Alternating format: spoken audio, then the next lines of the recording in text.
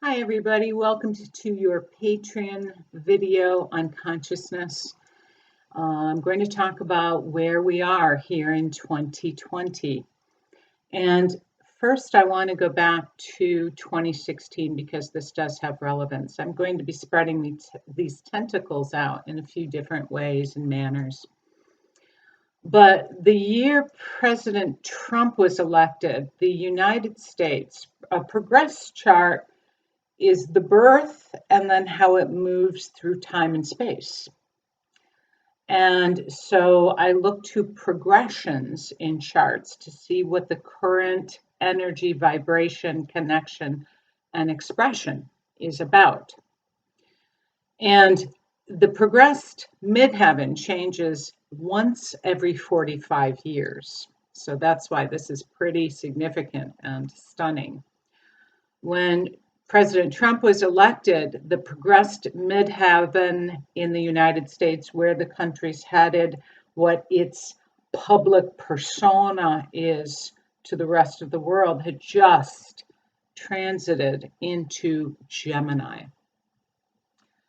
out of Taurus. So Taurus is financial expression.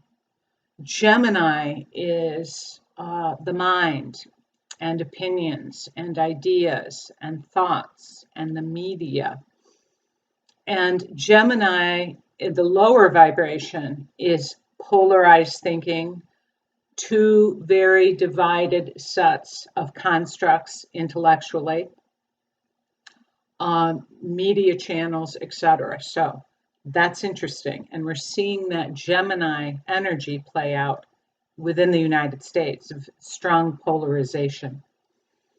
And this is where the node is transiting, seeking to lift the higher vibration of Gemini to discernment and focus, and seeking facts over opinion, Sagittarius, presented as facts.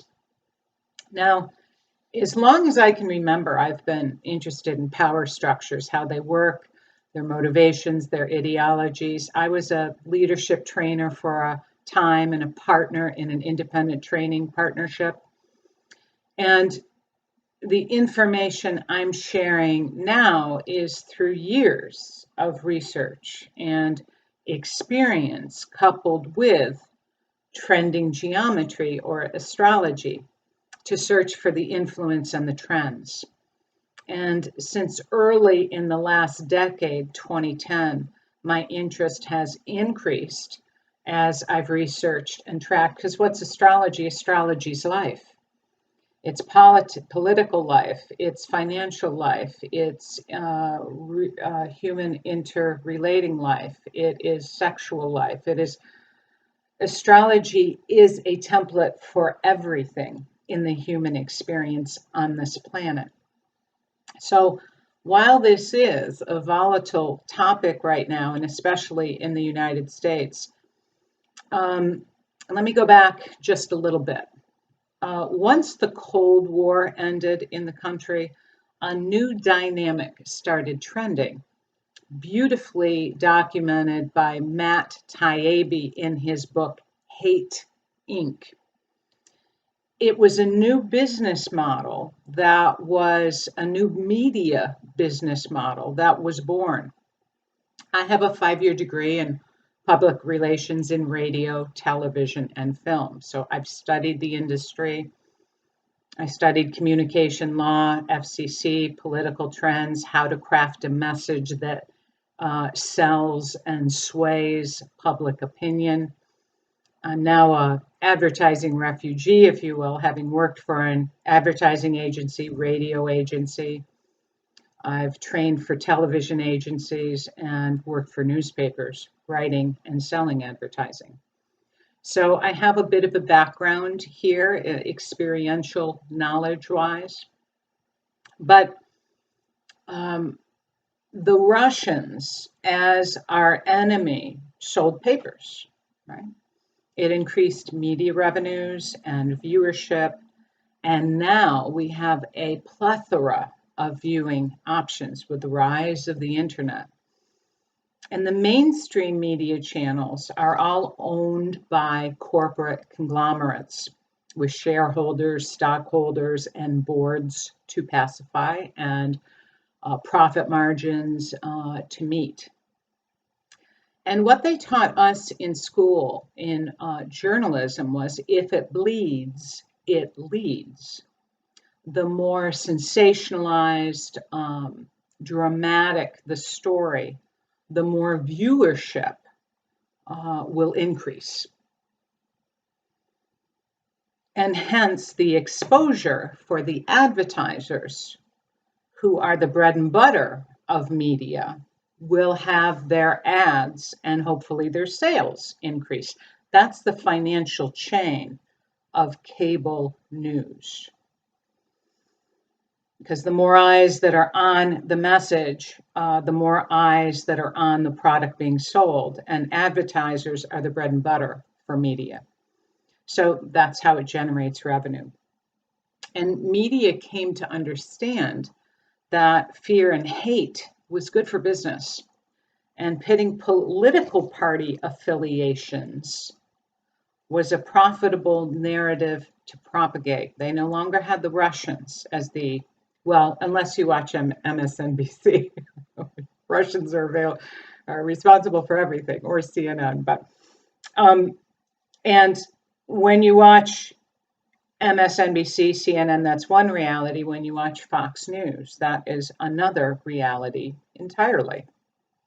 And with the pundits and the media stars and the guests who are given talking points, you can watch this, how they use the same phrases. They're all operating with a mandated narrative and bubble. And you can be wrong in your narrative because the bubble will support you and advance your career. You'll go on to work on campaigns. You'll go on to work on think tanks. It is its own economic system, if you will.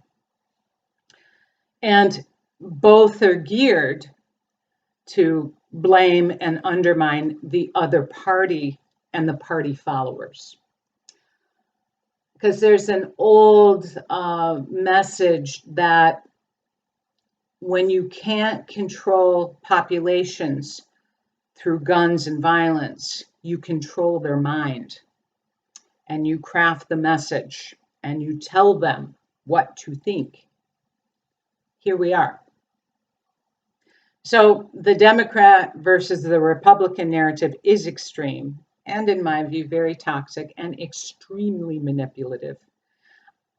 I can see from 20 paces when someone comes in to comment what channel they watch. This was my business.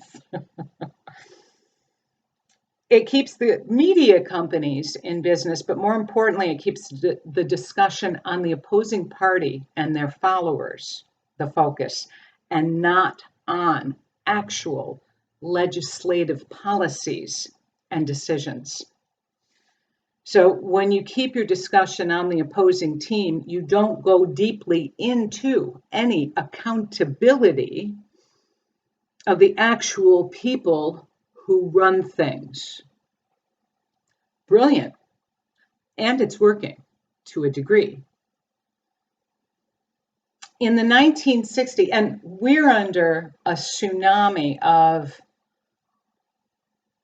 the Great Depression, the Spanish flu pandemic, and the civil rights unrest of the 1960s, all coalescing right now in this moment in time. And that's a lot, and it can be a lot to plug into.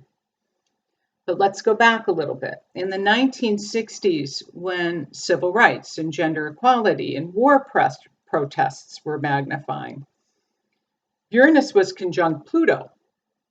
And many of us born in the 60s are born with that Uranus conjunct Pluto in Virgo. And it was a great time of civil unrest. And a movement started back then by the birth of the Chamber of Commerce. It's a lobbying arm, a very powerful lobby lobbying presence in the corridors of power in 1970 that moved up through the ranks of politics and is a powerful group and one of the largest. They originally supported conservative Democrats, and the message from the Chamber of Commerce spread widely through Congress and the political realms was that there's way too much democracy going on, and it's bad for business. We need the viewing public to be passive. It was founded years ago by President